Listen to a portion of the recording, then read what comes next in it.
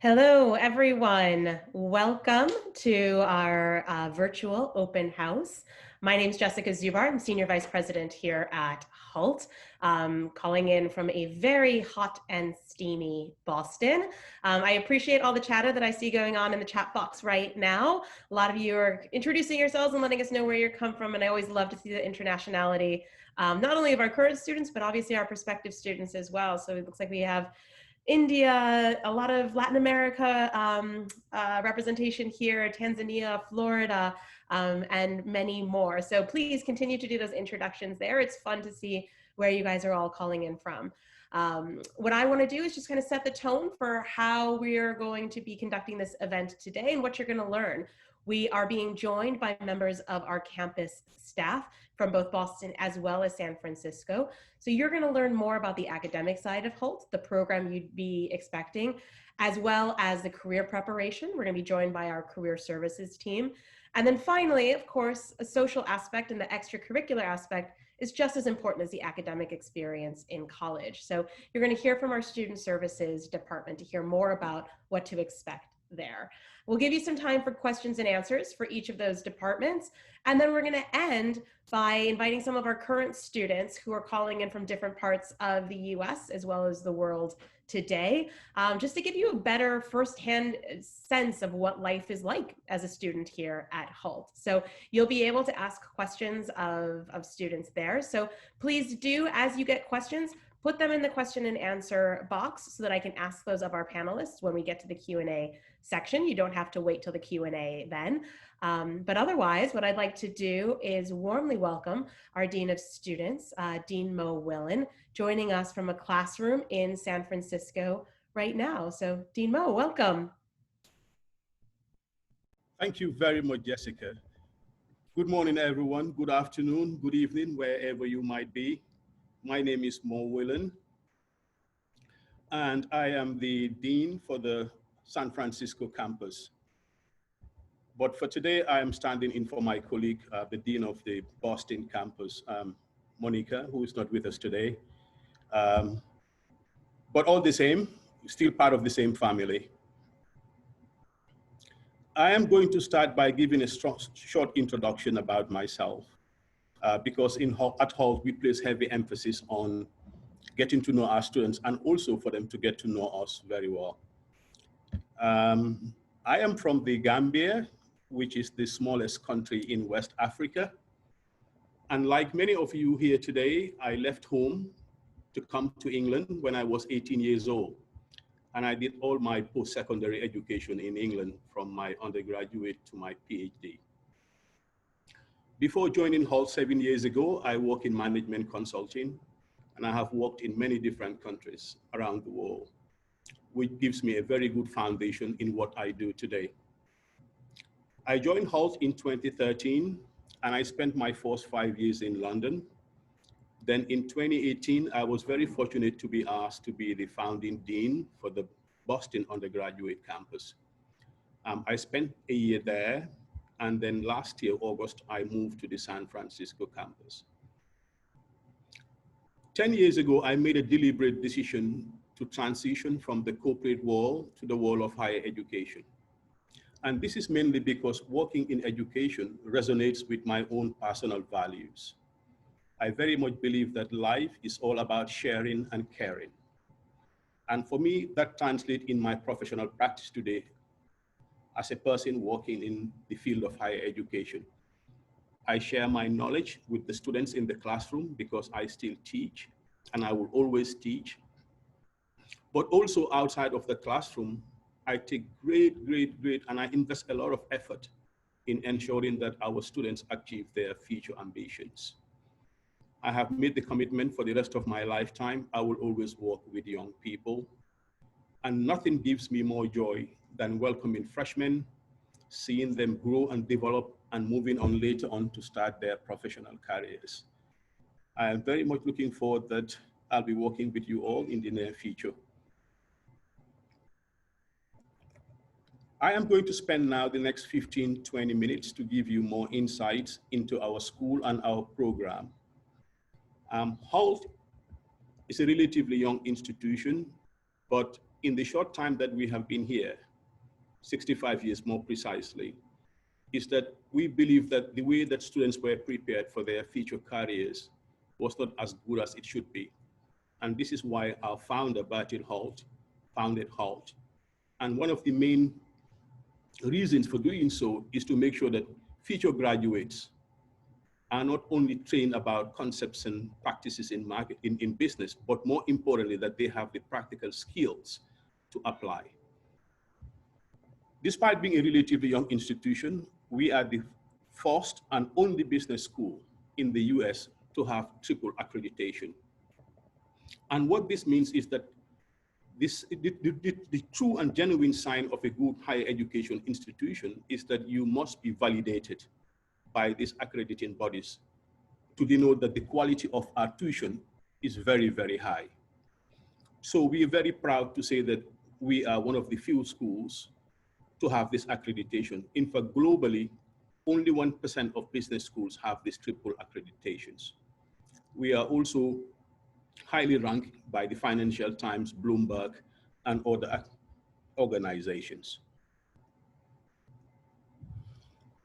Making the commitment to come to study at university is a big one, because the next 3-4 years that you spend in university will very much shape you to the professional that you aspire to become when you graduate.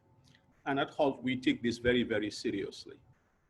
And this is why our program is founded or based on 3 fundamental pillars, right? Our program is based on 3 pillars or foundations.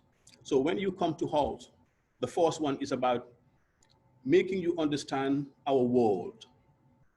Today, businesses are very interconnected. In fact, I always teach my students that the world is now one market, but the successful companies are those who understand how to do business in the global market. So when you come here, we will teach you to understand and appreciate how business is done in different parts of the world. If you look at it today, the most successful companies are the ones that are truly global. You can think of the Coca-Colas, you know, the Apples of this world, the Microsofts of this world. I can even go as far as saying that if you look at one of the most popular brands today is Apple, but over 60% of their revenues come outside of the United States. What this means for you as students now is that you must understand what are the reasons that make Apple so successful by doing business in different parts of the world. So it is incumbent upon us as a higher education institution to ensure that you understand how business is done in different parts of the world. And for us, what this means is to expose our students to these diverse and different business practices in every corner of the world. And in practice, what that means is that you all will have the opportunity to study for 1 degree, but in different parts of the world. Typically, you can study in the London, San Francisco, Boston campuses, but also do summer courses in Shanghai or also in Dubai. Understanding our world is also appreciating the fact that there are differences in how business and people operate in different parts of the world. As Jessica mentioned earlier in the charts, you were all talking about the different countries you come from Latin America to Tanzania, in Africa to Europe. But at Holt, we're always proud of the diversity of our student population. And today we're proud to say that we have students from over 130 different countries studying here. 82 languages are spoken.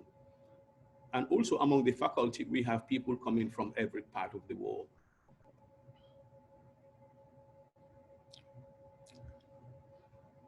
The second aspect of our program is based on the future. What the future holds, nobody knows for sure. But those who will succeed in the future are those who plan and prepare for it today.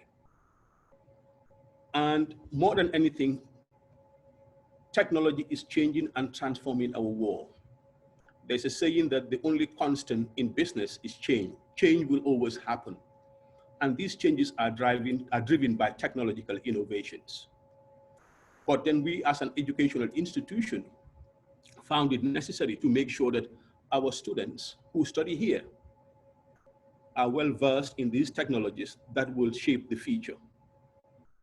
I mean, just to put it into context, if we look at the coronavirus situation that is really decimating the world right now, there are some companies who actually found opportunities in this crisis.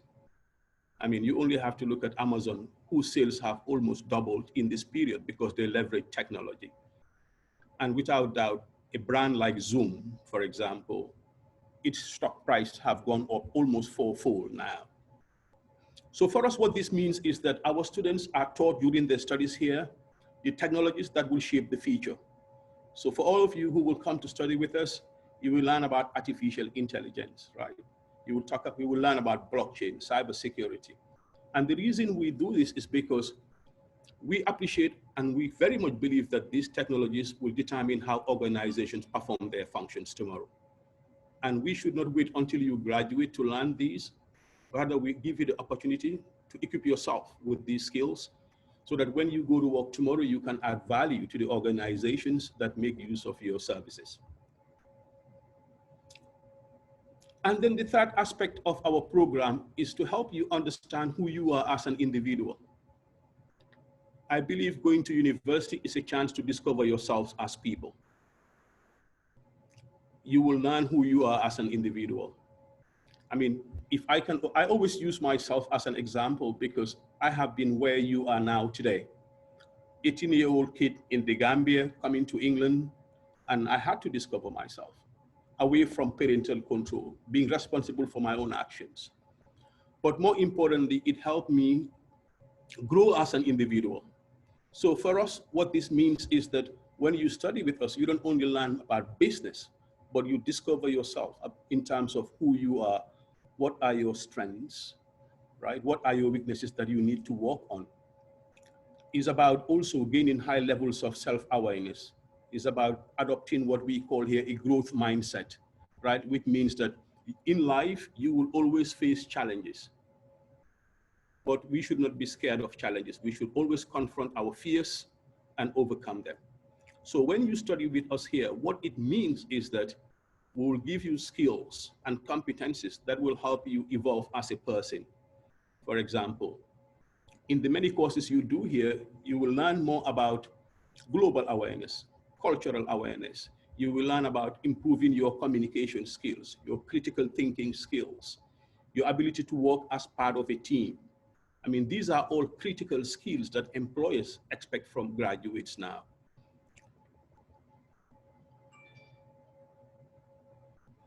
Like I mentioned before, the best thing about HALT is the fact that when you study here, you're not just overloaded with theories and concepts. Yes, those are important as the basis. But what is even more important is that the knowledge that you learn must be applied. I am a very firm believer that knowledge not applied is knowledge wasted. In many schools, you just taught the theories and you don't apply these theories in real contextual settings until after you start your careers. We have the opposite viewpoint, which means that what you learn in class, you apply it in real organizational contexts or settings before you graduate.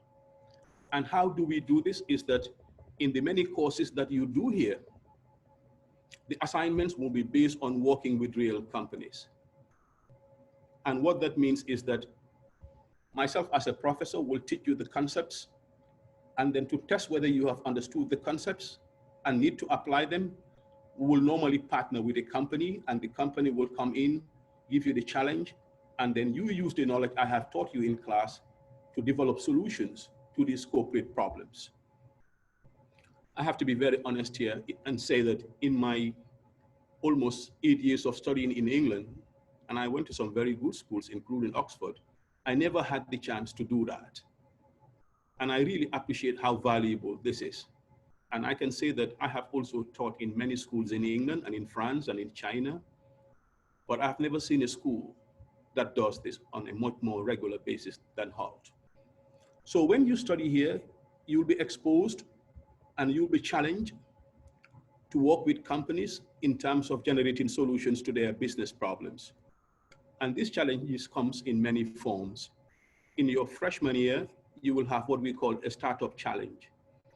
What this means is that some of you might have an idea to start a business, and why not actually build that idea now in your freshman year and present it to your classmates and professionals to see if this idea actually has substance in it. We call it the startup challenge. And every student will be expected to do that. In your second year, you will be asked to take part in what we call the social impact challenge. I'm sure many of you have heard of the Holt Prize.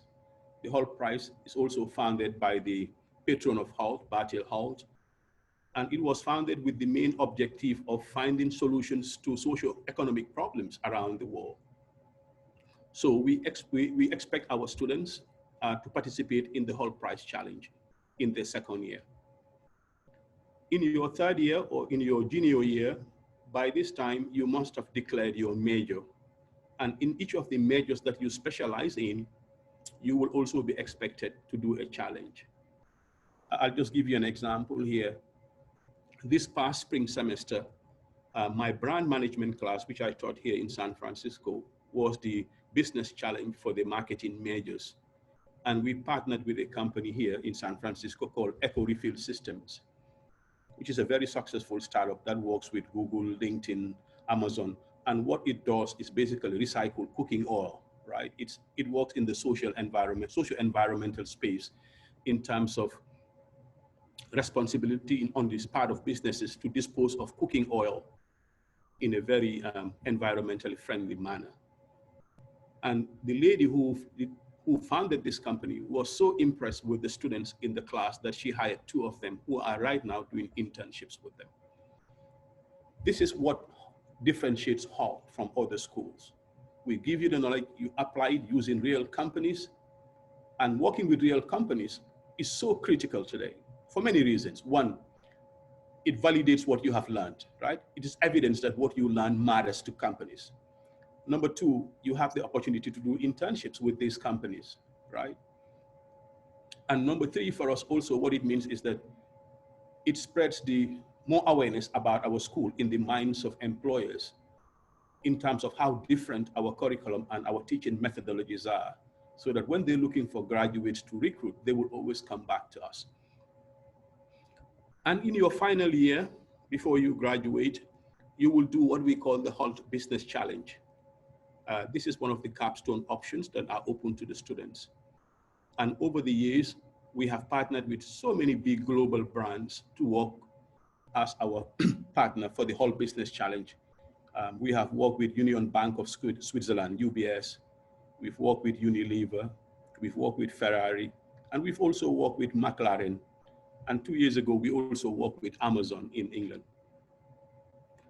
I'm taking time to harp on this point because it comes back to what we strongly believe in as an institution. Learning by doing, right? You have to apply the knowledge that you've learned before you graduate. This will help validate the knowledge and the learning. And more importantly, also, it gives students the confidence to believe that what they learn in class is actually what translates in professional practice.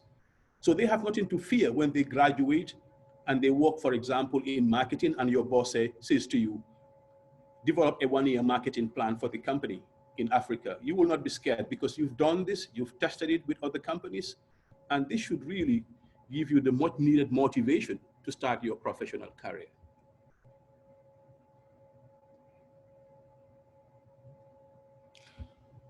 We are a business school, no doubt about that, and one of the best at that. But we also believe that education or learning business should not be entirely just about knowing about business. We emphasize also on the fact that our ultimate goal is to make you a much more holistic, all-rounded graduate, right?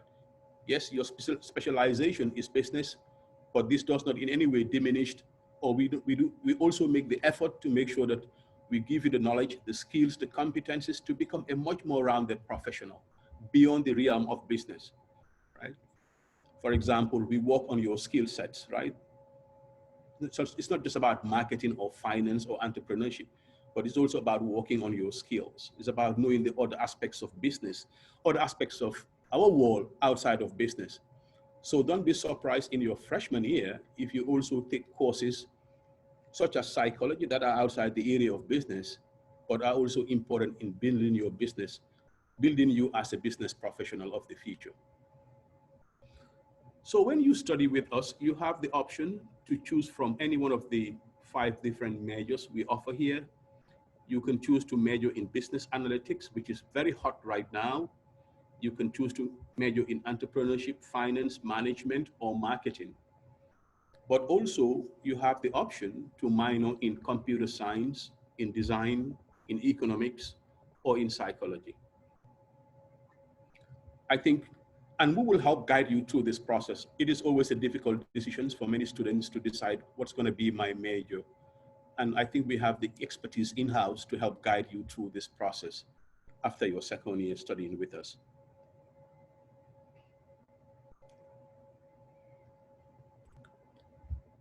Our program is also very flexible in terms of the length of time it takes for you to complete it. I mean, for those of us, or those of you who are studying in the US, for example, where high school finishes at year 12, the program will typically take 4 years.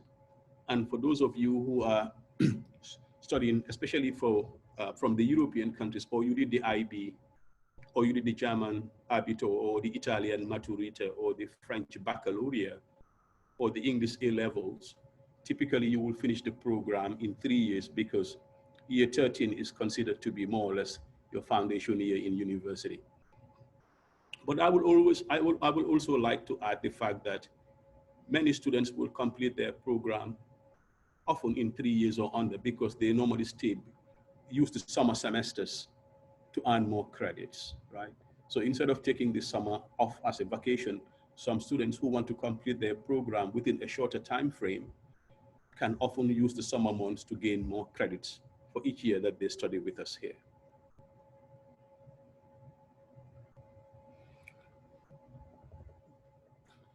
The COVID situation has really disrupted almost every industry. Education is not an exception. But we were very fortunate and we were very well prepared that as soon as the announcement was made that we're going to switch online, we did it within a week. And based on that, we have now come up with the idea of limitless learning. In other words, life will always throw challenges at us, whether we are individuals or we are organizations. What is most critical is how do we respond or how do we react to these changes and challenges that the environment poses to us as individuals and companies. At HALT, we believe that the COVID should not stop us from continuing with our education, which is extremely important. So what we have come up with is limitless learning, which gives you the opportunity to continue your studies if for any reason you cannot be on campus physically, right? So just to put it into context, I will just play this video to give you an idea of what it looks like.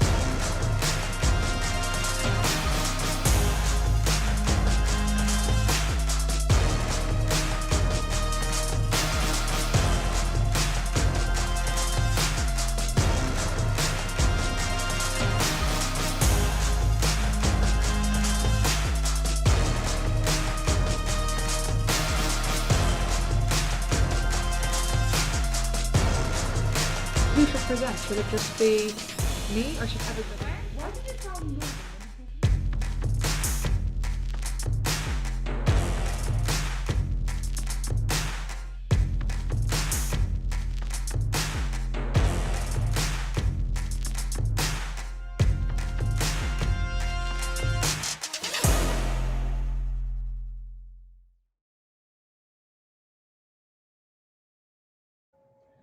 So I hope that the video does give you a glimpse of what limitless learning actually entails in practice. But I'm just going to provide a brief synopsis. What it means is that if we will be opening our campuses for in-person lectures, for those who are able to come to the campus physically, they will attend the classes as normal with a professor in front of the classroom. But for the same course, if there are students who are back home in different parts of the world and cannot join the in-person classes on campus, maybe because of the fact that their countries are in lockdown, or they cannot travel to the US, or they're under quarantine, for example, they can join the same class virtually, right? And as soon as they're able to travel and come to campus, they will then join the same class that they've been following online in person in the class. So no time is wasted. It's like business as usual, right? You continue with your studies with the same professor, same class, same times. So we believe that this will help expedite your studies and no delays are experienced during your studies. And for every month that you study because you couldn't come to the in-person classes, there's a tuition reduction of 30% for those who start online but then join later on. But remember, the fact is that you can always join the same class that you've been doing online whenever it is okay for you to come and join the in-person classes on campus. And I think since early March, we've adopted this technology and it's been working pretty well. And the students have been very happy with the experience with the limitless learning and studying the classes virtually from their home countries.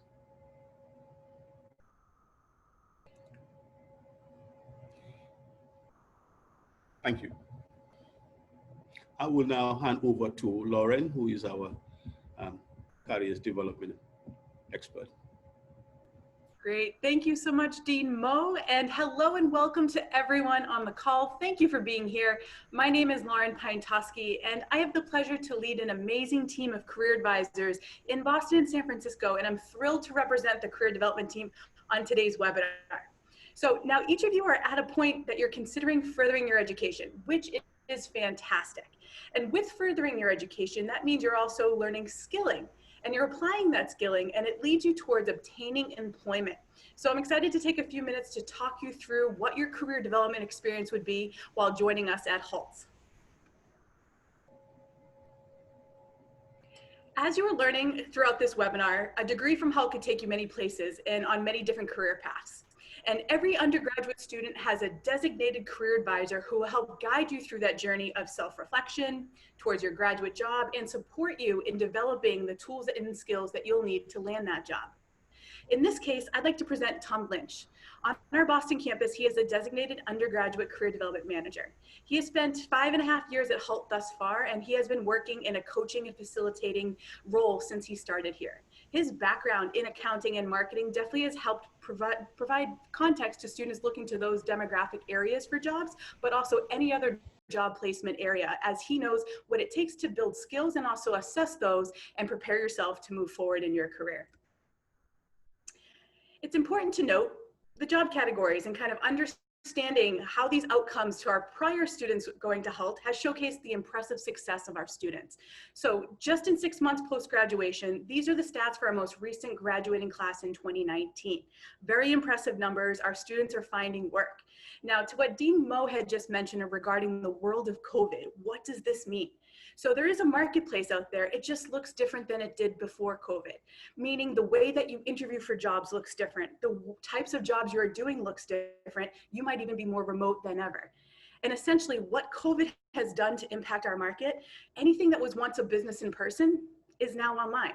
So we're seeing shifts in change of supply chain, technology, even looking at different things regarding fintech. So a lot of the things that you did on your phone now, that's collecting a lot of data. And what does that mean? That's going to impact different types of jobs in the future to require you to understand data, how to read it, how to assess it, how to apply it, on top of the basic skills of leadership and kind of just soft skills. So again, we definitely are the people in place to make sure you understand the realm of what is an option for you in the marketplace, but also what your skills are that you can apply towards those and confidently do so. So while you're here at HALT, you are provided kind of a wealth of services. So we meet you at a one-on-one advisory component where you could sit with Tom or any one of the career development advisors in our center, virtually or in person, and we would help you understand and hone your skills. We're there to really help you assess, again, where your skills and strengths lay. As an undergraduate student, you're essentially coming into a business school, learning different functional areas, whether that be business math, whether that be accounting, leadership. And what you're really doing is practicing where your strengths lie. You may really like one over the other, and that's going to help you, again, hone where your end goal may be and how you obtain the dream job that you want. So through one-on-one advising, we help you assess that. On top of that, we also have skilling workshops, and we have webinars throughout the year to help complement your experience as you go through your your academic curriculum throughout the course of your 4 years. We also have amazing career tools, and I'll introduce a couple in just a moment. But again, we talk about assessments. We talk about different ways to understand where your target goals are. Even more so, practice interviewing. We have a beautiful platform called Hult Big Interview, where you can do something just like this, an interview with a fake person. It records it and gives you feedback. So talk about being prepared. This is one other way of making sure that you are prepared for that interview. And lastly, we incorporate networking and corporate connections. So Dean Mill had mentioned we bring in a practical example into the classroom, then you work through it, but then how do you articulate something like that into your skill set on your resume and during an interview? So we help you do that. What I love about our career platform and kind of how we work with you, you're here for 3 or 4 years, which means we have time to fully develop you.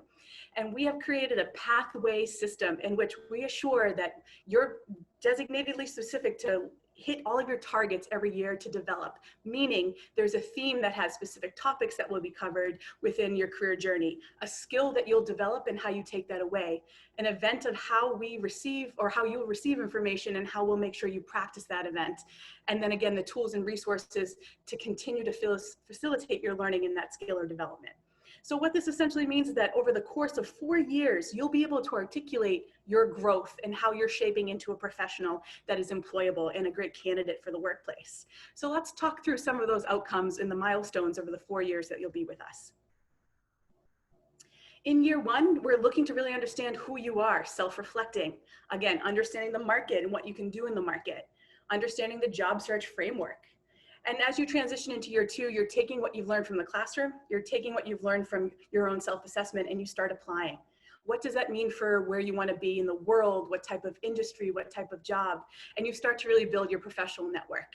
And then we work with you to start strategizing internship plans. By year 3 and year 4, we're really building your professional brand.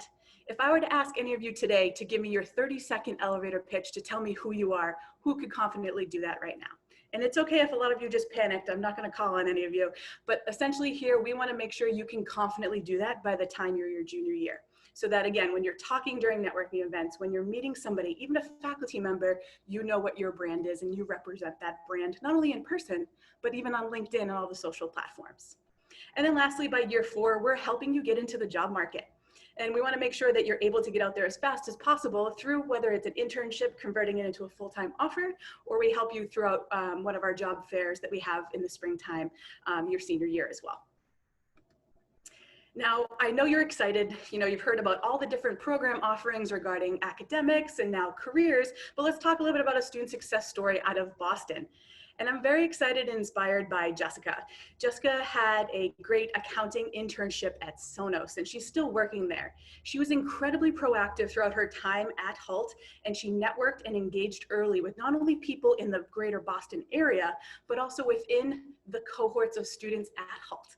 So she was able to kind of meet people outside of her program, and she built a connection with a dual degree student who happened to be interning with Sonos, and that led to an informational interview, which then ultimately gave her an internship. So again, we talk about what is your brand, what you want to do. You never know when the opportunity is going to arise, and we prepare you to be prepared. So this is just a great example. Again, she's still working at Sonos. Feel free to connect with her on LinkedIn. She knows that we're using her as an example on this call. So I'm sure she'd be happy to meet with you. And as I kind of conclude the career support and kind of development portion of being at Hult, I also just want to introduce you to one of the platforms that I mentioned earlier today. So in the chat box on the right-hand side, I have just entered a careermapper.io, and I encourage you all to put that into your web browser. Not right now, because I know you're paying attention, but when you have time after this webinar, take a look at the different paths and opportunities that are ahead of you if you put in some basic information regarding your background, interested roles or industries that you're in. It will help you map out the skills you'll need to obtain to get that job. So this would be step 1 and part of your self-reflection when you get here to Hult. Again, I hope to see you all on campuses this fall or in the future. And if you have questions, please feel free to use the Q&A chat box, and we'll be sure to answer those at the end of the webinar.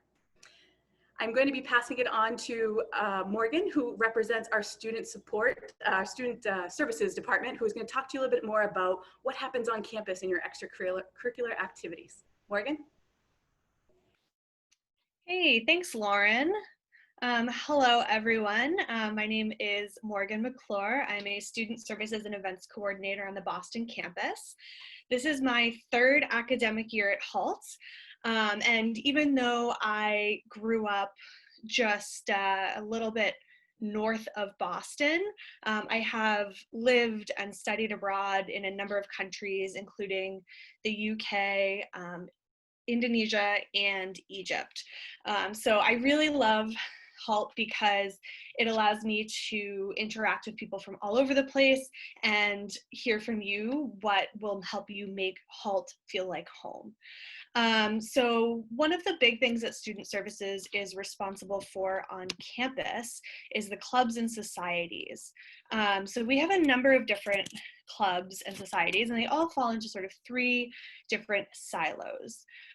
We do have the professional clubs. So those are things like our business and current affairs club, our finance club, HALT African Business Club, HALT Entrepreneurship Society, data analytics, and then we see here the Women Plus in Business Club. And that's actually Jessica Lozano there behind the table. The great thing about some of these professional clubs is the clubs are mixed undergrad and postgraduate students, master's students. So they are a great way to network. They're a great way to develop your professional skills and maybe hear from people who are in the business. And then, as I said, this is Jessica here.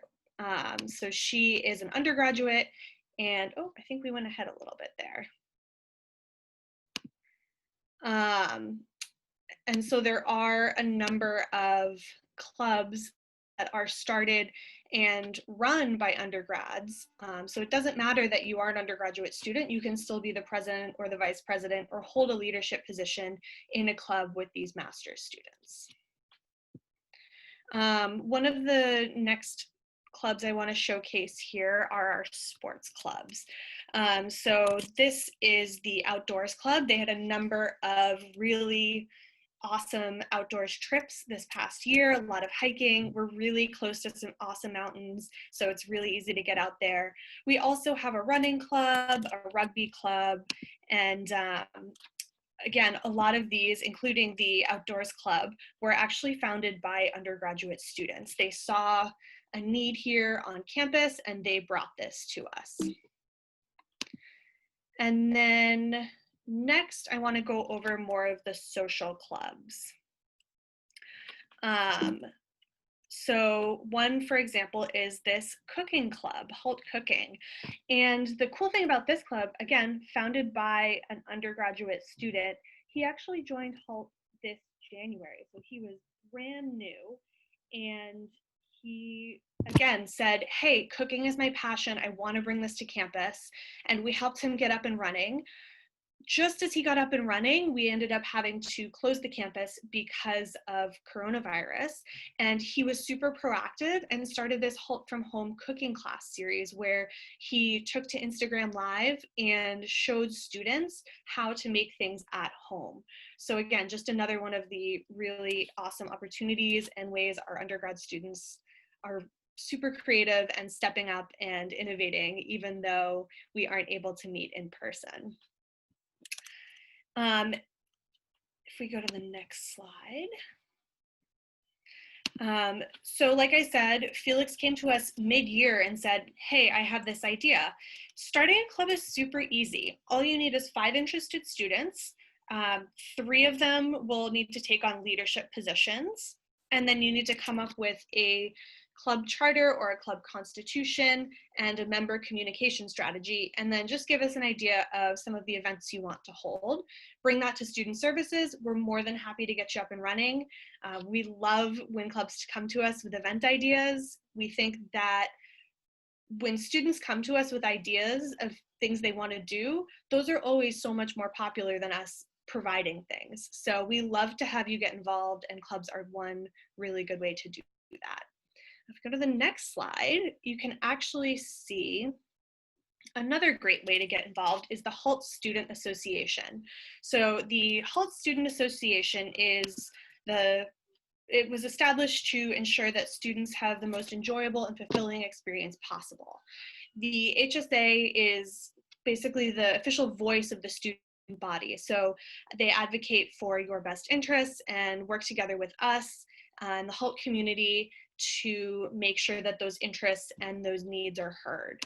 They work with the academic team, the careers team, the student services team, pretty much anyone you can imagine the HSA talks to. And it's a really great way to get involved and to help shape the HALT experience. There will be more information coming out. We're trying to have an info session on running to become an HSA representative the last week of August. So keep an eye out in your email, and hopefully we'll see you in that. And then in addition to that, even if you run for HSA, you aren't selected, you can still get involved. We are always looking for students to come to us and with ideas and with things they want to bring to campus. You can either do that through a club, the HSA, or one example is last year, we had one of our students, Melina, who I believe you'll hear from later. She came to us and said, "Hey, Morgan, I'm from Brazil. I really want to celebrate Carnival. Can we do that?" And this past year, we had our first celebration of Carnival on the HALT Boston campus. So, the student services team is here to make sure that you feel at home on campus and that we can bring things to campus that enrich your experience. And yeah, that's about it for me. Thanks, Morgan. I'll take it over from here. Hi, everyone, again.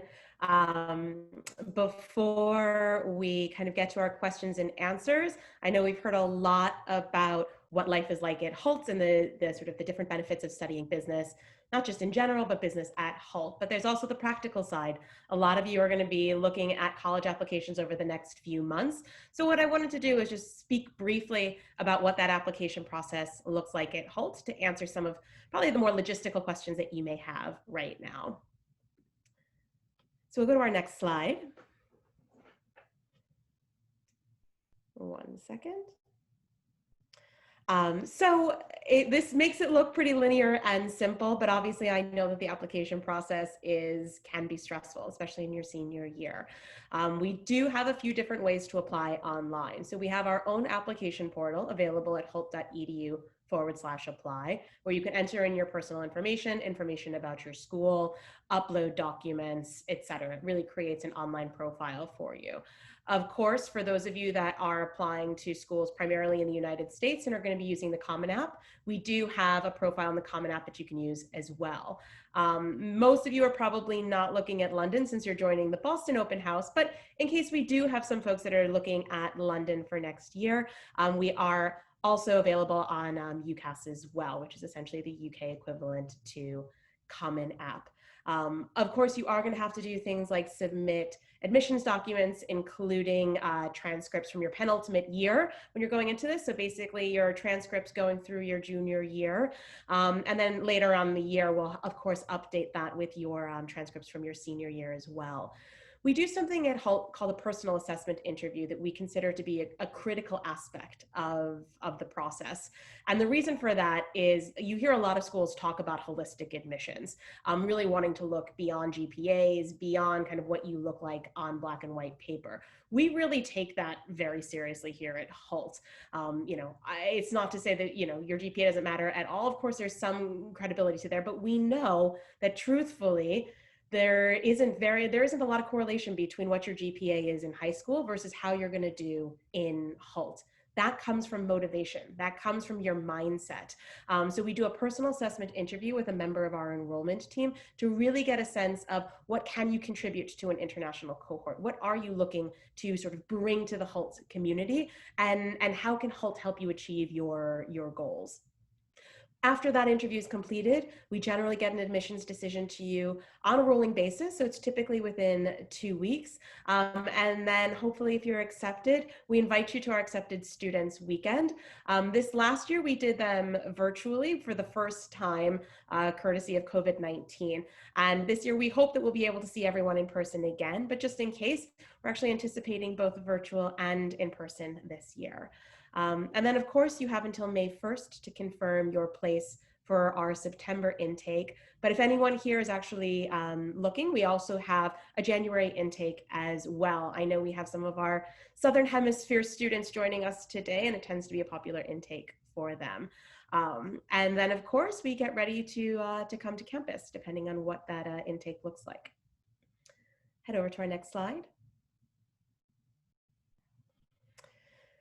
And then, of course, one of the biggest questions that we get are tuition fees. So for our US campus, tuition is $49,100. For London, that's in pounds, and that's $32,500. We understand that school is probably one of the biggest investments that you'll ever make in your life. It's certainly the biggest investment one of the biggest investments I've ever made in my life as well. And we're committed to trying to make that as affordable for every family as possible. So we do offer institutional aid to students that's both merit-based and need-based. So we have merit-based scholarships, and those range from academic excellence. You get an automatic $10,000 scholarship if you have a cumulative GPA of 3.6 or higher, or other scholarships like Global Generation Growth Mindset that are really meant to reward your accomplishments and sort of highlight who you are and what you'll be bringing to the classroom. And then for students and families with higher need that require more assistance in order to be able to get to class, we offer awards as well in the form of social impact, entrepreneurial spirit, and visionary women. And we also do offer on a limited basis some regional grants as well if you require assistance beyond that. So each of those range from $5,000 to $15,000, and they can be combined with each other in order to create larger packages. Again, it is our hope to kind of make this as accessible as possible. But if you do have questions about scholarships or awards, what I always tell you to do is connect with your enrollment advisor as soon as possible. Once you inquire and you start the application process, each and every one of you will be assigned to an individual enrollment advisor. Take the time to have that conversation. Ask about what scholarships or awards you think you might be best suited for. And I can't encourage this enough, apply early. They are available on a first come, first served basis. So make sure that you're getting your application in early so you can get that scholarship and that award to hopefully help you towards your path to HALT. And then I saw one question come up when Mo was presenting limitless learning. So I'll just take an opportunity to mention that here because we are really excited about the limitless learning program that we're launching. Accessibility and equity in education is something that's very near and dear to my heart. And, we've realized that while I don't think anyone would have kind of hoped for COVID-19 to happen, there have been good things that have come out of this. And we've realized that, adapting to this online learning platform has really made HALT education a lot more accessible to students, regardless of where they are, in what corner of the world, or where they're calling in from. So when you're looking at these scholarships and awards, the way that the limitless learning tuition happens is that essentially you kind of get these scholarships and awards against the full tuition, and then after that net, so like let's say it's $49,100, you get a $5,000 scholarship, that's $44,000 tuition, you would be paying 30% less than that. But again, an enrollment advisor would be happy to talk you through what that looks like and kind of how that would impact you in the long run. Head over to our next slide.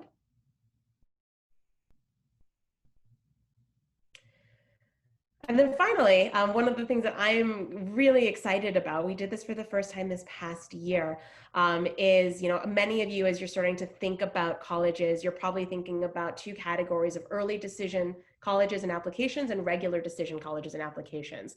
For those of you that don't know, early decision is an opportunity to essentially create a binding commitment to a school where you raise your hand and you say, this is my number one school, this is where I want to go more than any other school, and you commit that if you get in, that you're going to be enrolling in that school. And we understand what a massive commitment that is to you, and we want to reciprocate that commitment back. So for those students that do apply early decision to HALT, we make that commitment into your education. So if you apply early decision and you are accepted and you end up enrolling into HALT, you do have the opportunity to earn a full tuition scholarship towards a master's degree immediately after you graduate. So essentially you'd be getting your bachelor's and your master's at the same price you'd be paying for a bachelor's degree, which we think is an incredibly exciting thing and is only going to help prepare you and make you stand out in a field for your career. The next early decision deadline, we have 2 early decision rounds, but your next early decision deadline would be November 1st. So you have plenty of time to think about this and really discuss this with your enrollment advisor and your college counselor to see if this makes the most sense for you. But again, if you have any specific questions, please let your enrollment advisor know. Great. So now what I'd like to do is actually invite all of my panelists back on screen and open this up for some questions and answers. And I see that we kind of already have a nice queue of Q&A going here.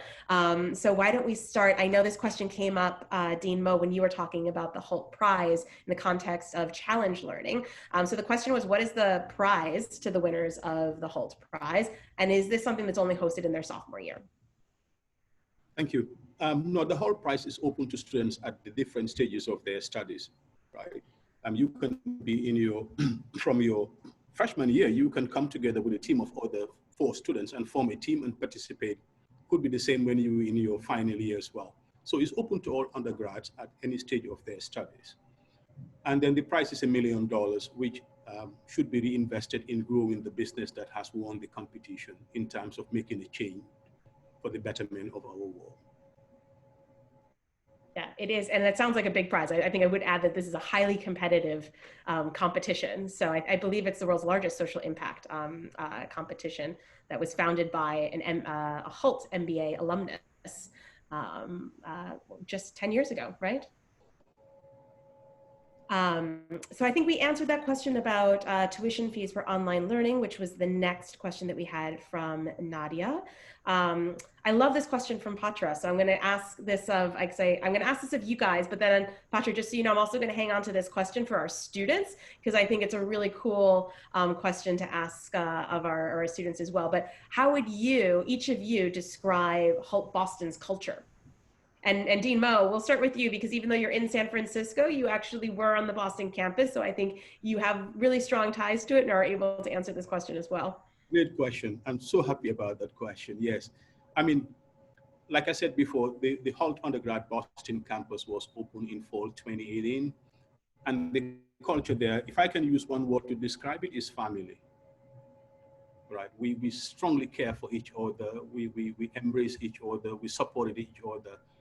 I mean, we really rallied together because we were all new in Boston, right? When we opened the campus, myself and the students included, we really came together very well as a community and support each other, right? And I think this is one of the distinguishing characteristics of HALT as well, on a much bigger scale, in the sense that we care for each other. Our students are not just statistics or numbers. These are people. We know them. We know who they are. What are their limitations so that we can support them? What are their potentials so that we can drive that? So I think if I can come back to answer that question, one word I will use is, it was family. We were there for each other. We supported each other and we cared for each other. That's great. Lauren, I'd love to hear what sort of what comes to mind when you're asked that question. Sure. You know, I'm always impressed with students who come to HALT, one, just because of their mindset and where they're coming to and their experience, but more so, there's a term called grit. And the amount of effort and time students are putting into their goals, whether that be academically, whether that be within the career realm, or even just building their relationships, their experience is that much more fulfilling because of the time and effort put into becoming the best version of themselves. You're exploring a lot through your undergraduate experience about who you are, what you want to do, and you're learning from that. You're young adults. And so again, I just really am impressed with the grit and kind of the energy put towards your future goals. And over year after year, 6 years of being at Hult, that is one of the biggest pieces here that I love to see students do. So coming in, knowing to put in the work means it will help you achieve the outcomes a lot faster. That's great. Thanks. Morgan, did you want to add to any of that? Yeah, absolutely. This is a very near question to my heart. I was looking for photos to use in my presentation, and I found all these photos of all the students, and I was like, oh my gosh, I miss being on campus. I miss seeing all the students. So I do want to echo what Mo said about it. It's a family, and I think Hult students care very deeply about their experience. And one of the things that always strikes me and that I always say when people ask me about the students I work with, the undergrads are so creative. You know, you are always coming up with ideas and always coming to me and saying, hey, can we do this? And sometimes there are things I'd never even thought of. And, you know, in student services, we love that. But it's also, you know, when there are challenges, when there are issues, so often the undergrads don't just give up. They work to find a solution to it, and they really work to make things happen. And it's always such a pleasure to work with the Hult undergrad. Yeah, I totally agree. I think it gets back to the idea of grit that Lauren was talking about too. So fantastic. We have a lot of questions, so I'm gonna keep going. We could probably talk about this one for another half an hour. So I'm going to combine Patra's next two questions because I think they're kind of linked in terms of the support systems available on campus. For instance, are there professors that are available to assist students who are struggling in their academic, or peer tutors that are available? Dean Mo, is that something you want to kind of field? Absolutely. Yes. Every professor has dedicated what we call office hours, right? After the normal class, each professor has dedicated times that are open to all students to go meet them to discuss any challenges or issues that they need to resolve with the professors. So yes, there is dedicated times available. And we also have teaching assistants, right, who don't normally teach the course but are experts. Normally senior students who are very strong in finance, for example, will help the freshman students who are taking, for example, managerial accounting in their first semester, right? And there are also dedicated times and hours where they can meet with these teaching assistants to help them overcome any problems or issues that they face in their studies. Great, thank you. This next question here, I'm afraid that they didn't enter in their name, so I can't ask for clarification, but it's a question on whether or not we take dual credit. So I might field this one because I have a feeling it has to do with transfer credits coming in. Particularly some high schools will allow students to take college level courses when they're still in high school that will count towards their high school degree, but also tend to have college credits as well. And the short answer to that is yes, we do. So there's a number of different transfer credits. So for any of you that are joining that are taking an IB curriculum right now, when you graduate from your IB and get your IB diploma, you actually get an automatic 30 transfer credits into Hult. And obviously any of you that are taking advanced placement courses or college level courses right now, we can do some preliminary credit assessments for you if you're kind of curious what that would look like. It's actually a really great way to help fund studies as well. I certainly wish I had known more about this when I was in high school, because it does add up in terms of the number of credits you can bring in. Morgan, this one's for you, and I think this is inspired by your club's question, was maybe you can give a few examples of some cultural clubs that we have on campus. Yeah, so the big one that does come to mind is the Halt's African Business Club. They were really active this year and had a lot of great club meetings. Other than that, we don't have a ton. That being said, we do have fairly regular events every semester called Go Global events, which are cultural celebrations. So typically centered around a specific holiday in different cultures. One of the big ones we do in the fall is Diwali. We also do Dia de los Muertos. I mentioned Carnival earlier. We do a big Lunar New Year celebration. So that is definitely a way for cultural groups to come together. And if you wanted to form a cultural group, either around business, a sport, or even just a social club, you're welcome to do that as well. Again, we'd love to have you, and we'd love you to bring your club to campus. Yeah. I think there's one thing that makes the student life so dynamic on campus. It actually is an it's student led, right? So it's not top down. It's not like we're deciding these are the things that we acknowledge and we celebrate. It very much is a reflection of the student body and, and what they're looking to celebrate and highlight. Next question here is in terms of accommodation. So actually we do have accommodation in Boston.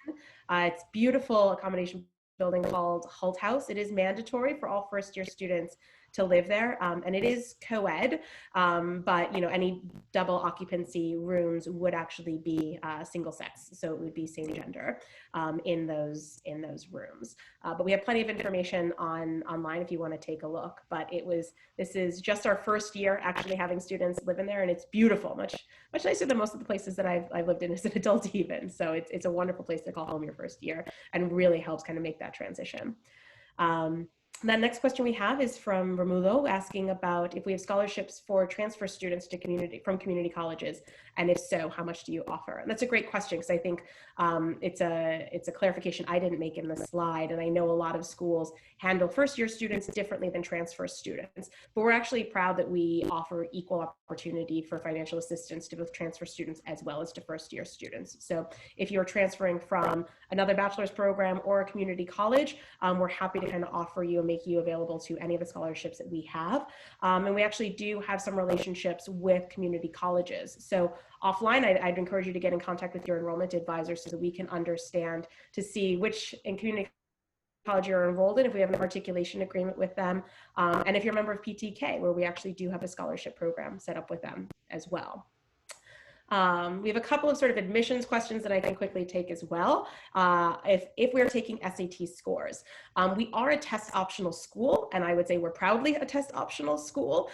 So if you have taken your SAT and you would like to include that in your application, you are more than welcome to include that as part of your application. With that said, if you are not planning on taking your SATs or your ACTs this year, that is fine. We do not require it. It is not a ping against your application in any way, shape, or form. So you don't have to worry about that. And then in terms of whether or not we assess weighted or unweighted, we actually do assess weighted GPA, just given the internationality of our student body and the different levels of rigor. Obviously, we understand that a B in some classes could be an A+ in other classes. So we do take into consideration the weight of GPA provided by your school. The prices shown are for the year. So when I think the question is in terms of tuition, the $49,000 100 would be for each year. Oh, quite a few. Sorry, I'm gonna hog these questions, guys, because we got a lot of admissions questions going on here. Would the early decision deadline apply for an applicant for next year, or is it just for students starting this fall? That's a great question. This is actually for this upcoming year. So we assume that most people joining this call right now are actually planning for the September 2021 or the January 2021 intake. This is for September 2021 that I just presented. So those early decision deadlines are November 1st as well as December 15th for the September 2021 intake. Is there any support for foreign students? So I guess that's an interesting question, particularly for us, because I would say we don't actually have foreign students at Hult, considering that everyone really comes from so many different walks of life. But Mo, maybe you can talk about how the support actually may look a little bit different at Hult than it looks at other schools, because we are catering to such a wide range of nationalities. Absolutely, and that is something we take great pride about. I mean, it's unbelievable until you come to campus to experience this firsthand. And for us, diversity has a different connotation to it. It's not just having people from different parts of the world, but the fact that we embrace and celebrate our differences. We learn from each other. I mean, not only among the students, but among the faculty, among the staff. But one thing that binds us together is our common desire to be, good global citizens who will make a positive difference to the world in which we live now. So regardless of where you come from, you will always find how to be a welcoming home, and we will do everything possible to make sure that you settle in very well. I mean, this just takes me back to the point I mentioned before. I myself, having been an international student, can relate and resonate with everything you're going to go through, my friends, from learning how to cook cleaning the house, doing the laundry, shopping, managing my budget for the first time. I have been through it myself. So I can relate to you on many different levels. The struggle some of us face in adjusting to life in a new city, we've been through it ourselves. So we can help make you settle down very well. But again, you know, we are diverse, we're proud of it. And coming to Jesse's point, there's nothing like an international student or foreign student here. We all are, right? We all are.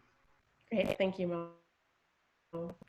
The next question is, I think it probably was sort of sparked from your slide about graduating in 3 years or 4 years. If I do summer classes, am I automatically accumulating credits to graduate in 3 years? And if yes, could I still do the 4 years if I wanted to? Given this is more academic, Mo, do you want to take this one as well? Yeah, that's very unusual to take more academic credit.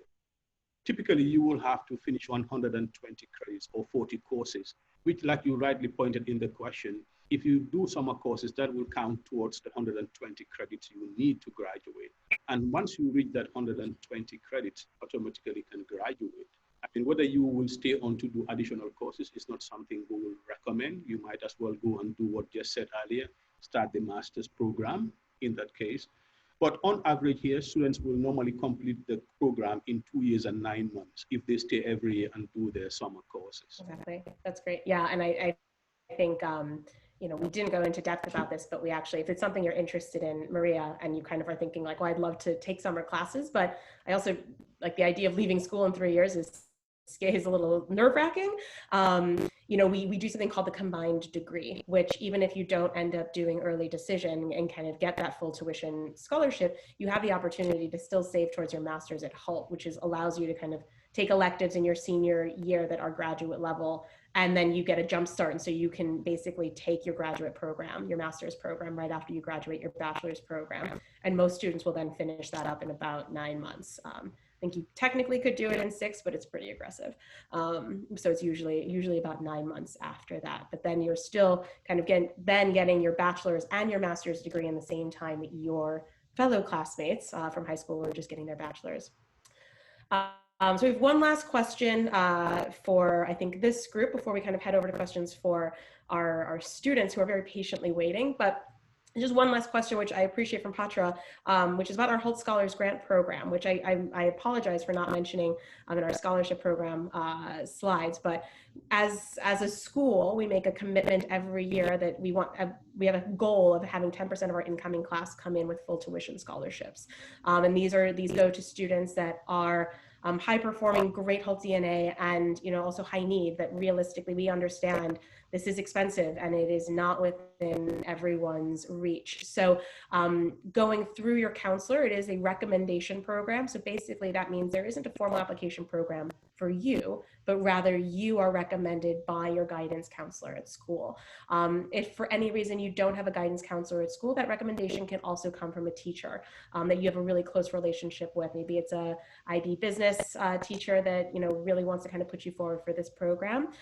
So if you do have more questions, or if you do kind of want to see if you're eligible, I'd have that conversation again with your enrollment advisor, who can then get in contact with your counselor or whoever your recommender may be. On that note, the next question I think is probably even better suited for our students rather than our panelists right now. So, but before I let you guys go, I just want to thank you all for taking the time to join us here today. I know how busy life is right now, even though these guys look incredibly calm and well put together. It's a frenzy getting everything ready for our September intake. So I just want to thank you guys for joining us, and thank you for being here for our questions. Thank you very much. And with that, I'm going to say goodbye to our panelists, but I'm also going to say hello to some of our students that are joining us from around the world. So say hi, Alessa, Melina, and Viviana. Before we kind of jump into questions, maybe I can just have you guys do some quick introductions about who you are, where you are, and maybe what your year is, major, and sort of any extracurricular activities you're involved in that people might want to ask questions about. So Alessa, why don't we kick it off with you? Hi guys, my name is Alessandra. I go by Alyssa. I am from Mexico, but I actually got to Boston 1 week ago. I did my quarantine, got my COVID test, so I am free to go home, my new home over here at Hult. I am a finance major, a data analytics minor, and this is my senior year. What's your senior? That's a little bit about me. Yes, it's my senior year. I'm graduating in 3 years. Yes. And Alessa was actually also, are you still an RA this Oh, year yes. or? And yes, Yeah. I am an RA this year as well. So I was an RA last year at Holt House, our accommodation. It's beautiful, guys. I cannot talk enough about it. And I am one Are again you this calling year. from Holt House Like, right now?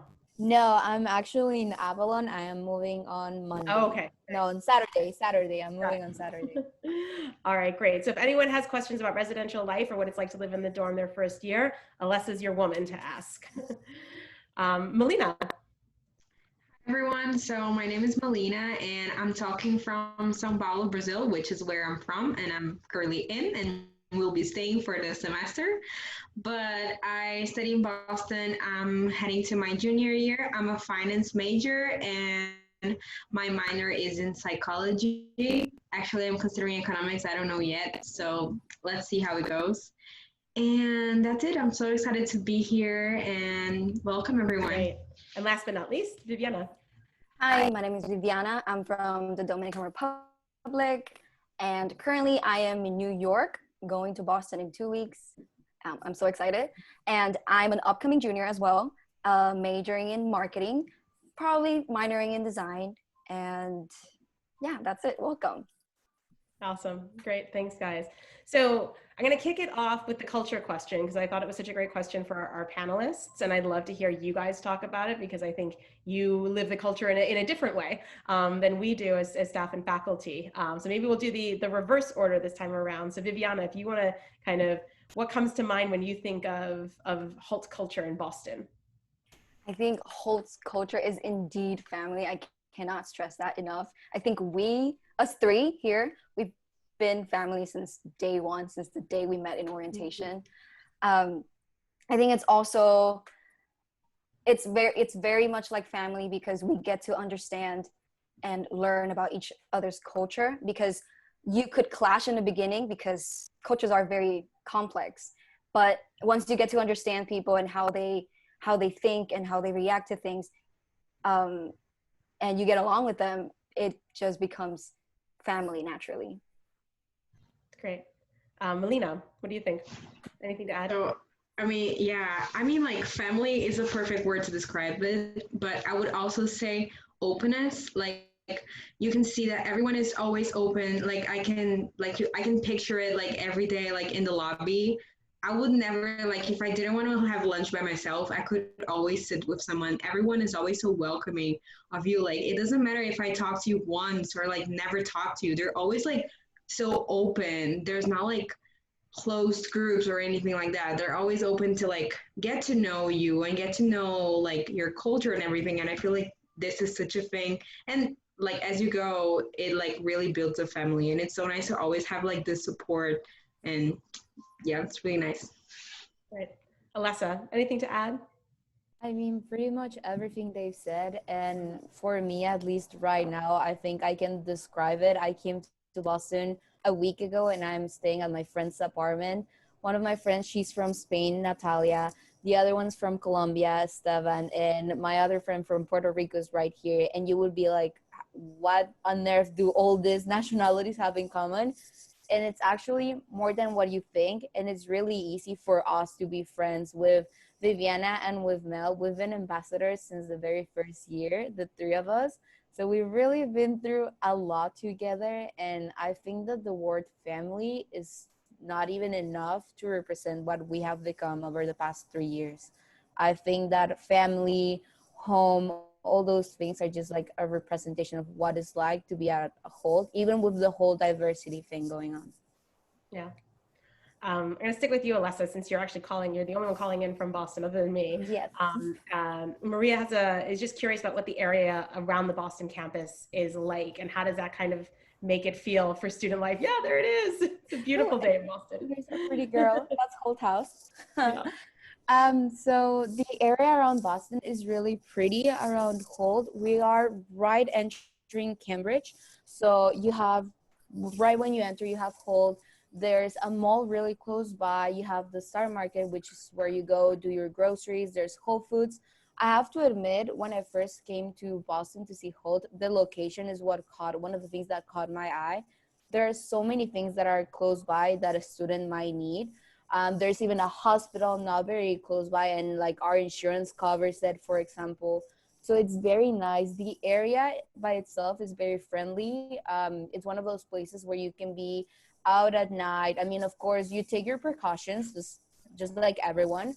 But for example, for me, one of my friends yesterday, he was turning his essay, and it's one of those 11:59 turning in your essay. So we had like 30 minutes before the deadline. He turned it in, then he was like, hey, let's go for a walk. And I'm talking, it's 11:30 at night. So we went for a walk. It's completely safe. During the school year, you bump into people. It's a really nice area.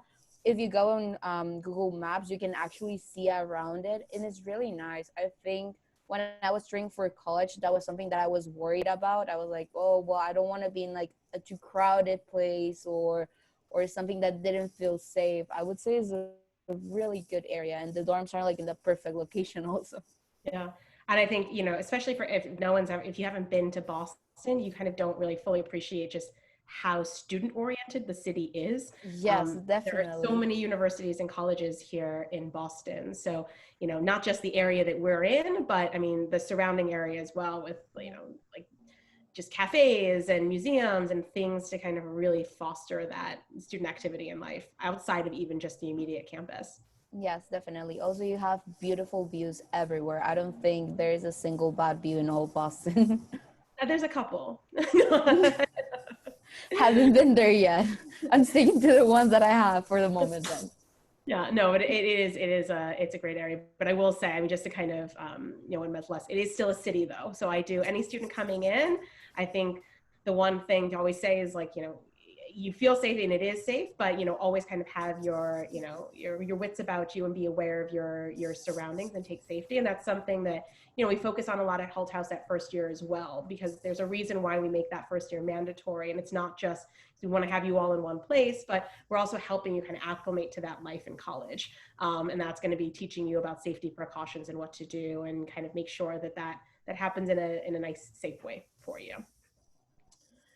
I don't think we have more. Oh, we do have a few more. Oh gosh, we do have a few more questions. So is there a Holt yearbook or newspaper? I'd be excited to start one. There's a Holt newspaper called The Gazette. Yeah. And sometimes, so you're free to write any journal or any news that you wish, or any interest that you want to share as. And sometimes we also partner up with the London newspaper, and we write articles together. We also share some of the rotation programs and what it's like to be rotating. So two of my friends wrote articles about Shanghai Holt and their experience there, and you can check it out. I could link it up down there, but I would love to have a yearbook as well. That would be so fun. That would be fun. Our seniors, Alessa, come on. I agree. Yes, I wish. We'll work on it. We might actually start it. I was in a yearbook in high school, so let's do it, V. Now that you are coming back, let's do it. In high school. Yeah, let's do it. All right, next question, and they want an honest answer, is how is campus food? Good. I've survived. You survived. Good. It depends. It's good. Okay. I think it depends. It's expensive, but it's good. It's like considering, okay, I know like a lot of people come from like great like culture that like they have great food, and you're coming to the US, so keep this in mind, okay? Like it's not gonna be the same. I'm starting to get offended. No, it's totally different. No, it's totally different. Like the food is gonna be totally different, but it's really good for like what you expect for like college food, because you usually expect it for it not to be good. Like my expectations were really low, and they're actually like, I generally like the food. I generally like it. To me, it depends. It depends on what they're cooking. So, I don't know. I don't call it cafeteria, but the food area, they make different kinds of food every day. So one day it's Italian, the next day it's Chinese, and they never nail the Chinese. Yeah, but the Indian, they nail it really well. So it depends on what you're eating and what you're looking for and what they have in the day. Yeah. Yeah, it's very much an American Chinese take, I think, on it, like the Boston version of Chinese food. For me, it's a bit like, I don't think it's bad. I think it's really cool that they try to like mix it with all the cultures, because of course, like, what are the chances that they're going to like super nail every single country? Like, come on, there are so many countries here, and they have Taco Tuesdays. That one, I have to say, is not bad. I have found myself eating Taco Tuesdays a lot of times. It's really good. I can vouch for that one. And the Italian one. So they are No, not for bad. me, it's But the pizza on Friday. That's oh, like the pizza on Friday. That's oh, like the best thing. But pizza I'll, can't ever be bad. If you're bad at that, then I don't know. oh no, it's it so can be. good. No, it's No, so good. pizza It's can be like, bad, but I haven't had bad pizza here at least yet. yeah, Thank no, me God. neither. Yeah, me neither. Thank Okay, God. so they didn't manage to mess up the pizza. Our next question is whether or not a person can apply to Boston and San Francisco at the same time. So I mean, I can feel this one because it's an admissions question. When you're applying, you're actually applying to Hult as a school. We do ask you to choose a campus just because there are different requirements depending on English, for instance, for visas and things like that. But if you decide to apply to Boston, but then decide you want to switch over to San Francisco, that's fine. Don't worry about it. Your acceptance to Hult is not tied to a specific campus.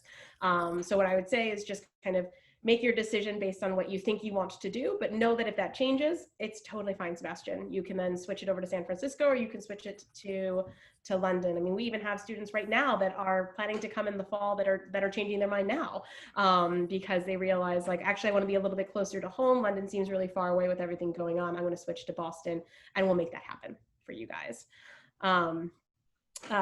Claudia has some questions about scholarship. I think it's a little bit personal, so I think I'm just going to kind of answer it more on the broader level, Claudia, just so you know. I need to kind of contextualize, because sometimes scholarships can feel inaccessible and like they're really hard to get and they're very elite. But just so you know, basically depending on the year, it's between 75 to 80% of our students come with some sort of financial aid. So just to normalize that for you, your likelihood of getting a scholarship is actually quite high. We want to give you scholarships, right? We want to give financial assistance for students that need it to come, whether you're from Mexico or any other country in the world. This is a great question. Is your favorite thing about Hult and one thing you wish you had considered while doing your college search? I'll give you guys a second to think about it. Although I think Melina already has her answer. You kind of like popped up a little bit higher, so maybe we'll start with Melina. Okay, my favorite thing about Hult is that it's a small school. I thought I wanted to go to like that American dream and go to like this huge school, but I really love that like my dean knows my name and where I'm from, and she says good morning to me as I pass by, and everyone knows my name. You know, that's so important for me. Like when you're so far away from home and you need like this support system, and I don't really feel like I have it. Like if anything happens, believe me, a lot of things will happen to you. And then you feel like it's okay, like you have the support system. So like being a small school for me was very, very important. And I really, really valued that. And one thing I wish I didn't consider, but like thankfully everything worked out, was the city. I know that like we focus so much on like the college itself, but like think about the location. Like I understand that like for many people, like for example, the weather is such an important question, and like maybe for example go to the San Francisco campus because it's not that cold. Like I love the cold, like I love it. I love the winter and like just freezing. It's so nice. But I mean, like I think that's a thing that was really important for me, like considering the city itself and not only the college. Like really considering I come from a very big city, and then like moving to Boston, it was already like kind of weird because it's such like, I know that Boston is a big city for most people, like, but for me that's like the size of like my neighborhood here. So it's like it's a big move, I'm being honest, and it was kind of weird at first, but like now I love it. But sometimes I feel like should have gone to London, which is like a bigger city. But I love Boston and I love it. I'll have it in my heart forever. But anyways, it's just like a tip. Like consider the city. The beauty of Hult is you could rotate, Melina. Yeah, exactly. Just go to London. That's the thing. You go to London for a semester, come back to Boston. You don't have to fully choose. Viviana, what do you think? I think so. There's two questions. My favorite thing about Hull. Think my favorite thing about Hull is how close we feel with everyone, not just the students, but also faculty, and how you can talk about anything with them, and they will support you no matter what. It's kind of along the lines of Melina. I just felt like it would have been almost impossible if I went to another school, a bigger school. And one thing I wish I could have considered while doing my college research, I did not consider the city. Oh my God. I think I'm just using Melina's answers, but I did not expect Boston to be Boston. So before coming to Hull, I wanted to study fashion marketing, and I really wanted to get in the creative side. And I don't want to say it's not very available in Boston, but you see more of the finance, tech, sciences areas, so STEM. So there wasn't a lot of creativity, and I initially wanted to go to London, and I still want to go, but COVID happened. That's why, I don't know, I feel like I should have maybe considered that better and actually fought for London even more, because instead of going to Hull Boston, go to Hull London, where the niche is more, they go in a more creative field. Yeah, it's a more established kind of industry there than it is here. Yeah. Boston's not known for its fashion, I will say that. No, but it's okay. Alessa. For me, my favorite thing, it's probably that it feels like home for me. It's very personal, to the point that Jessica, of course, she's basically all of our like manager, or in a way like that, and yet I have had times that I get to talk to you in just like a personal aspect. So I really like that with my professors, with the people that I work for, because of course I work for Holt as well. I really like that I have that like kind of like connection that is, yes, we are professional, but we also have a personal aspect. And if there's something that you will learn at Holt, and like basically wherever you decide to go that has to do with business, is that the best managers are the ones that settle that two front relationship. So I would say that for me really works well on that part, because Holt is teaching it, but it's also doing it. So you see it go along the lines, and you're like, oh, then I am a firm believer on it. So I would say it's probably my favorite thing, that it feels like home. It feels personal. I don't feel like I'm student ID number XYZ.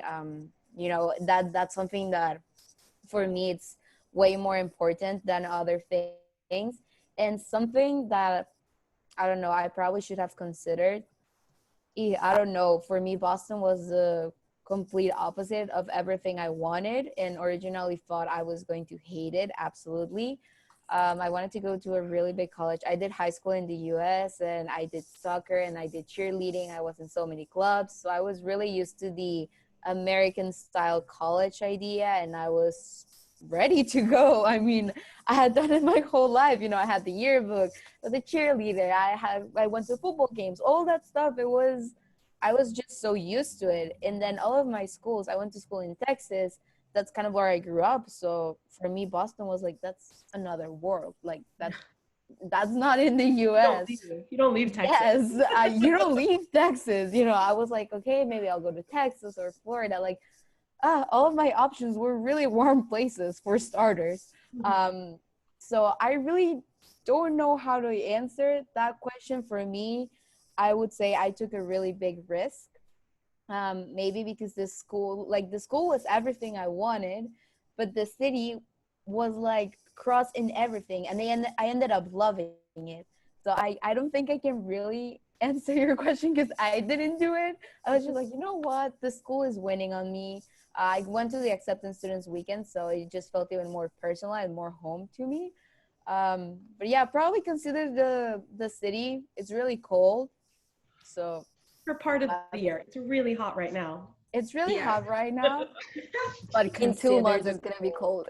Yes, consider the cold. I have had bruises for falling. I've even shown them to. I'm really close with Viviana and Melina, so we were like, "Oh my God, guess what? I just fell," or something like that. So consider the weather, guys. consider it. But But yeah, I think it's a really brave thing. And I think, you see this a lot. I think, especially in high school, everyone kind of has this like romantic idea of what they want college to be like, whether it's, yeah, sororities and football games or something else. And, it's questioning whether or not and kind of why you want those things. Right. And, I think it's really brave to kind of put that aside and say, actually, I'm not sure that is super important to also, me. disclaimer, we might not have a football team, like American football team, but we do have a soccer field, we have a tennis court, we have a basketball court. We go Well, running that's all the time. football for the There's rest of the running. world, actually. So Oh we yeah, technically do have a football team. well, football. Sorry, every time I say football, they are like, "Oh, what do you mean?" I'm like, "Soccer." I'm just gonna. So yeah, so it's soccer. I know a lot of people play rugby there as well, which is really fun. I went to one practice. So we do have sports, kids. It's not bad. Plus, it's Boston. Like everywhere you go, you're gonna find like something to do. It's a city of students, basically. So. All right, I know we're running out of time and we still have quite a few questions to go. So unfortunately, guys, I'm going to have to kind of just pick one more question to, or maybe one or two more questions to ask. But if we don't get to your question right now, we'll make sure that we kind of follow up individually to answer those questions for you as well. So it sounds like you guys are kind of talking a lot about Boston versus other campuses, but in this case, like, why did you choose Boston then? Like, what was it about? It wasn't the fashion, Viviana, and it wasn't the weather, Alessa. So, so what was it that made you guys choose Boston over the other campuses? For me, when we were taking up colleges and everything, Boston was the #1 startup city in the US at the moment. So I believe that was either 2018 or 2017 when it happened. And I believe that a lot of the times you need to get the experience from a startup, because for me, working on startups before as an internship, you learn so much. They are so flexible. And for me, I used to be confused. I was marketing or finance, marketing and finance. They're really different fields. And by working at a startup, I got the chance to experience both and made up my mind. So it's definitely good. I would say for me, that was the reason to pick Boston over San Francisco or London. That's great. What about you, Melina? So I didn't actually, I don't know. I'm gonna be very honest. I do not know. I know that I didn't want to go to California because I was like, I don't want to go there, and I want to go to London, but I ended up in Boston somehow. I do not regret it at all. I love it, but honestly, I don't have an answer for you. I just know that I didn't want to go to SF. I even checked my application these days, and I was like, why? But everything worked out. I believe that everything happens for a reason, and I love it. I love Boston. I don't regret my decision. I really love it. Good. All right. And last but not least, Viviana. I still want to go to London. It's my dream. I chose Boston because I had to. My family is in Dominican Republic, so it's only a 4-hour flight, and then I also have family here in New York, taking care of my brother. So it was not my decision. But I love it. I don't regret it. But it's still really worked out. We met guys. And Exactly. Not Exactly. have met otherwise. Yeah. We've been And through I a will bunch of say, the adventures. one thing I always tell students is do rotate. Take advantage of it. I mean, I think it's one of the things that makes Hope unique. I went to Shanghai and it was just very eye-opening. It was, yeah, wow. exactly. I didn't even know I'm Chinese and I didn't know I wanted to live in China. That's crazy. So I just want to thank all of you for taking the time to join. We really appreciate it. And I'm sorry, everyone, that we didn't get to all of your answers. But like I said, we'll make sure that we follow up with each of you individually to get those answers, to get those questions answered for you. But at this time, I'd like to invite all of our panelists to come back onto the screen, just so we can wish you all sort of a very warm goodbye, and thank you for joining us wherever you may be calling in from right now. We hope that you stay safe, you stay healthy, and most importantly, we hope that we get to know you a little bit more over the next few months as you start to make these really important decisions about where you're going to go to school. So thanks, everyone. Bye.